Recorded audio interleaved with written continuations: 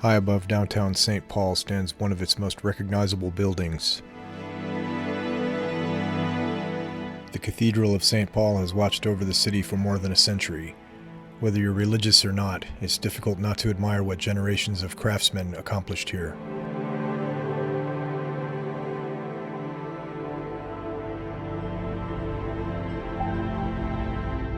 Today we're taking a closer look at the Cathedral of Saint Paul.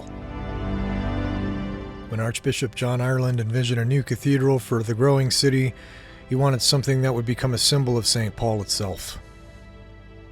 Construction began in 1907 and the cathedral was dedicated in 1915.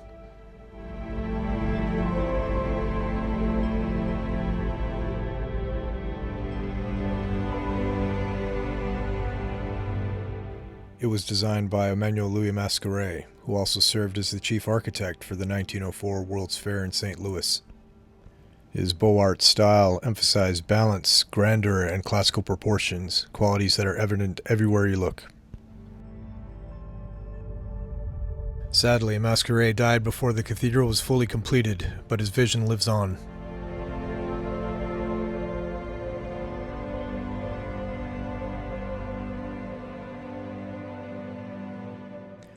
Perhaps the cathedral's most recognizable feature is its massive dome. When it was completed, it ranked among the largest cathedral domes in the world. Rising nearly 300 feet above the city, it dominates the skyline from almost every direction.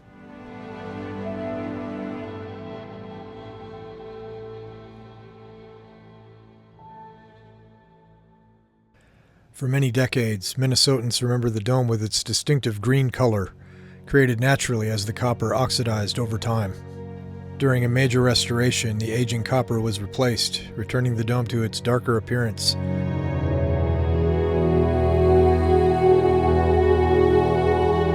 The magnificent sculptural program above the entrance was designed by the French sculptor Léon Hermant. Hermant designed the monumental granite composition depicting Christ giving the Great Commission to his apostles. Stretching nearly 60 feet across the facade, it's one of the largest sculptural works in Minnesota. But designing it was only the beginning. The actual carving was actually carried out by master stone carver John Garrotti and his team. For nearly 4 years, Garrotti's crew worked from scaffolding suspended high above the entrance. Armed with little more than mallets and chisels, they slowly transformed massive blocks of granite into the figures you see today. The Latin inscription beneath Christ reads, "Go therefore and teach all nations."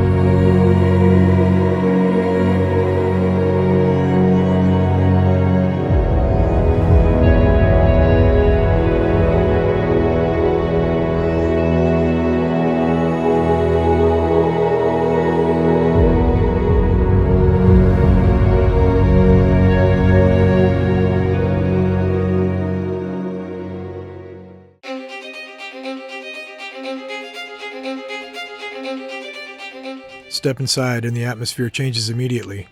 Light pours through stained glass windows. Marble columns rise toward the dome. The sounds of the city disappear. Whether someone comes here for worship, architecture, photography, or simply a moment of quiet, the building always has a way of slowing people down.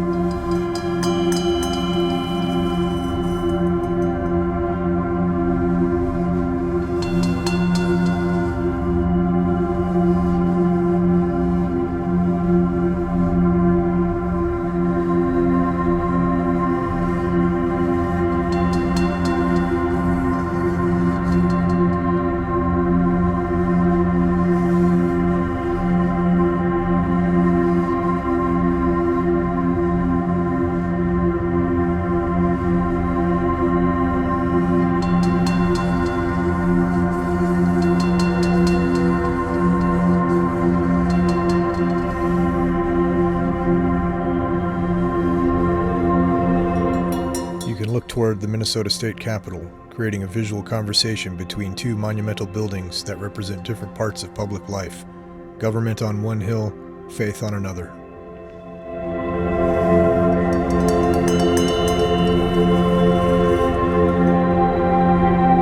The Cathedral of Saint Paul has stood through world wars, the Great Depression, social reform, and more than a century of Minnesota history. Through all of it, the cathedral has remained one of the city's defining landmarks.